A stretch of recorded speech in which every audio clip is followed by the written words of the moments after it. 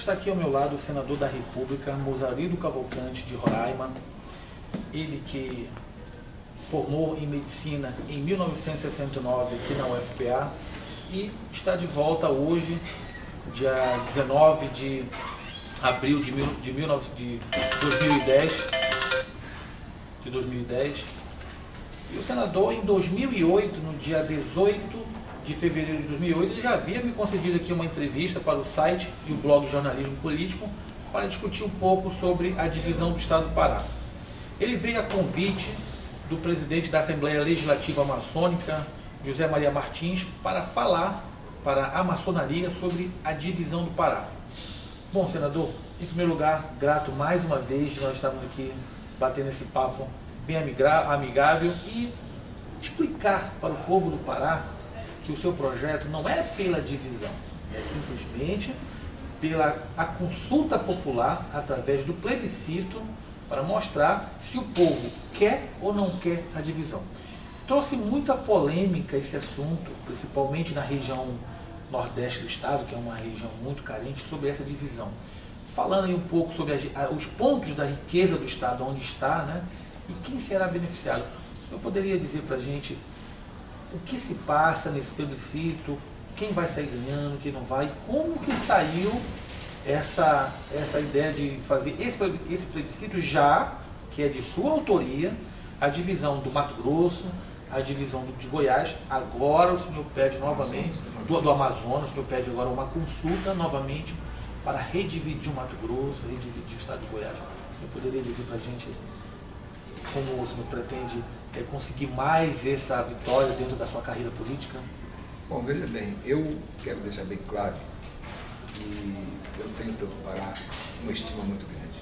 Como você frisou, eu estudei aqui nos colégios Paz de Carvalho, fiz meu curso de medicina aqui na Universidade Federal do Pará, me formei e voltei para a minha terra, que é Roraima. Eu nasci em Roraima e toda a minha vida profissional como médico, depois política, como deputado federal, como senador, é em Roraima.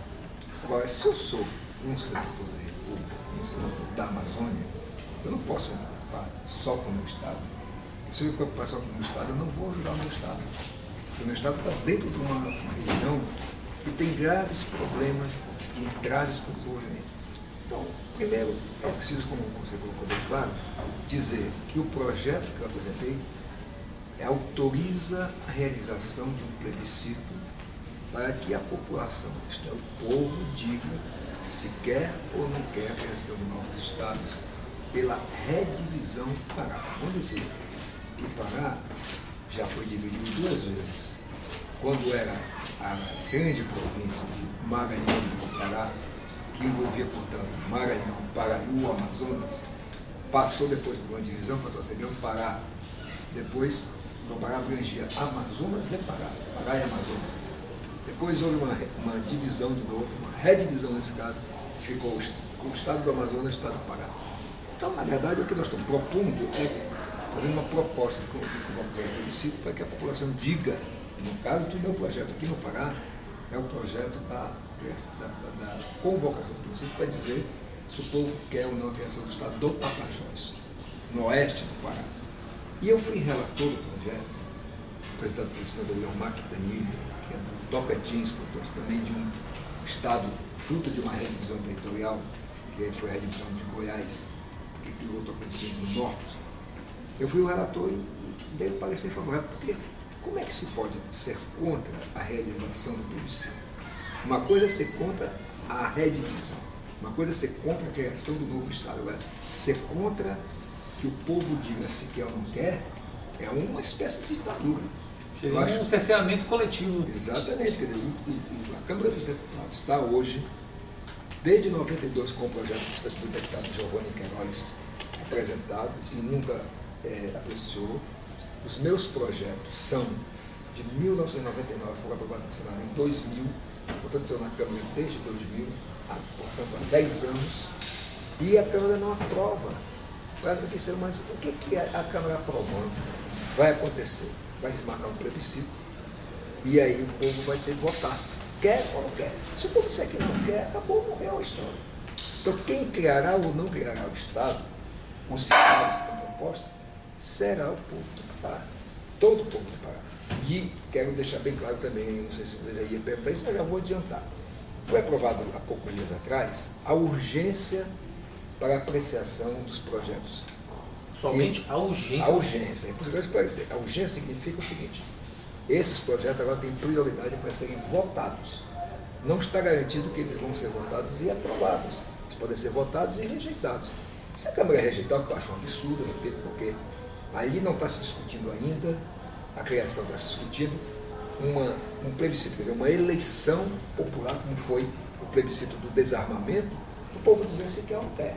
Se o povo disser que quer, aí sim, começa um processo que levará vários anos para que realmente se instale em novos estados. Então, ou seja, se disserem não a esse plebiscito, basicamente é um cerceamento dos políticos com o estado do Pará, correto? Perfeitamente. O povo está sendo realmente colocado de canto. Perfeitamente. E sabe quem mais não quer a criação desses estados? Não é a população do Nordeste do Pará ou do Leste do Pará. Quem mais não quer são os estados de São Paulo, do Rio e de Minas, porque querem ter o domínio político da Câmara. Hoje, esses três estados têm a maioria dos deputados da Câmara dos Deputados. Então, quer dizer, o filé sempre vai para esses estados, para a região que já é rica. E a carne de pescoço fica aqui com a região norte. Então, se nós fizermos a redivisão territorial, para eles é ruim. Por que é ruim para eles? Porque, por exemplo, se o Pará for redividido e criar, portanto, o estado do Tapajós e o estado de Carajás, nós vamos ter, ao invés de 3 senadores, 9 senadores na região. 9 senadores em São Paulo só tem 3. Então, eles não querem isso. É evidente que não querem. Não querem, por exemplo, o estado do Pará, que vai ser menor, vai ter menos deputados federais. Vai ter deputado federal lá em Carajás, vai ter deputado federal em Tapajós. Mais ou menos a matemática vai ser o seguinte: esses 3 estados juntos vão ter mais ou menos o mesmo número de deputados, um pouco mais do que hoje tem o Pará. Então, no fundo, não há como perder. Bom, no dia 18 agora de abril, ele concedeu uma entrevista exclusiva à Rádio Educativa FM, no programa Bastidores do Poder, e após essa entrevista, foi uma repercussão muito grande na região, choveu de telefonemas, foram mais de 40 telefonemas pedindo explicação. Mas nós já conversamos nos bastidores, vamos fazer uma outra entrevista, se Deus quiser, dentro da rádio mesmo, né? Então, várias pessoas me pediram para fazer algumas perguntas, né? Alguns empresários, alguns professores. Então, a primeira pergunta é a seguinte: a divisão do Pará não representará a repartição só da pobreza para a grande maioria e a concentração de mais riqueza na mão de poucas pessoas? Eu pergunto o seguinte: as riquezas que estão hoje lá na região de Carajás, que estão lá na região de Altamira, enfim, do oeste do Pará, está melhorando a qualidade de vida dessas pessoas que estão pobres aqui nessa região? Tem melhorado? Não tem. Não tem melhorado. Principalmente na nossa região Nordeste. Pois é, se não tem melhorado durante todo esse tempo que essas riquezas estão aí disponíveis para o estado do Pará, então é lógico que não há alteração. Ao contrário, vai haver alteração para melhor. Por quê? Porque o fundo de participação dos estados, o fundo de participação dos municípios, vai ficar mais concentrado aqui, onde tem maior população, e, portanto, se é que tem mais pobreza, o IDH é mais baixo. Então, na verdade, o FPE, quer dizer, o governador do Pará, vai precisar mais gastar dinheiro lá com Santarém, lá com Altamira, vai ter que gastar dinheiro mais lá em Marabá. Portanto, na verdade, quando você tem uma grande extensão de terras para administrar, você termina administrando mal. É o caso, por exemplo, da saúde, que eu sou médico, vou dizer aqui. Eu estudei aqui e pratiquei medicina na Santa Casa. Naquela época já era assim. As pessoas vinham lá do fim do Pará para se tratar aqui na Santa Casa, porque não tinha hospital nessa região. Há pouco tempo houve aqui um problema com um bebê em Santa Casa, e veio uma comissão do Senado da qual eu participei. E vim fazer com muito prazer, porque muito prazer mesmo, quer dizer, com muito empenho, porque se tratava de um lugar onde eu aprendi medicina e foi a Santa Casa aqui. E o que é que eu vi? A mesma coisa do tempo que eu estudei. A Santa Casa superlotada. Por quê? Porque os prefeitos ao redor de Belém não têm estrutura para fazer hospital. Não tem hospital, por exemplo, o Santarém, recentemente, o governo Jatene foi que se construiu um hospital. Foi inaugurado e o governo Ana Júlia deixou parado. Pois é, então veja você, Durante todo esse tempo, Santarém não tinha um hospital que prestasse. Então as pessoas adoeciam em Santarém, qual era o grande coisa que o médico podia fazer? Encaminhar para Belém. Então nós temos que mudar essa realidade. Eu sempre dou exemplos positivos de todas as redivisões que aconteceram no Brasil. Às vésperas de ser aprovado o plebiscito, sobre um tema que a população pouco nada sabe, não seria aconselhável fazer um estudo mais minucioso, avaliando os pós e contras dessa divisão, a fim de evitar um desgaste político para o senhor na nossa região? Bom, primeiro eu não estou preocupado com ganho ou perda política, digamos, no Pará, porque eu não sou político do Pará, eu não vou ser candidato a governador do Carajás, se for criado, nem do Tapajós, a minha vida política é em Roraima. Mas eu repito, eu estou pensando a região como um todo. Hoje na Amazônia, nós somos 61% do território nacional. Nós temos 25 milhões de habitantes. Nós temos 11 milhões de eleitores. Mas sabe quanto é que nós representamos na economia do país? 8% da economia do país, chamado PIB. Então, para o presidente da República, para o dirigente da nação, infelizmente, nós não somos nada. E nós não podemos nos conformar com isso.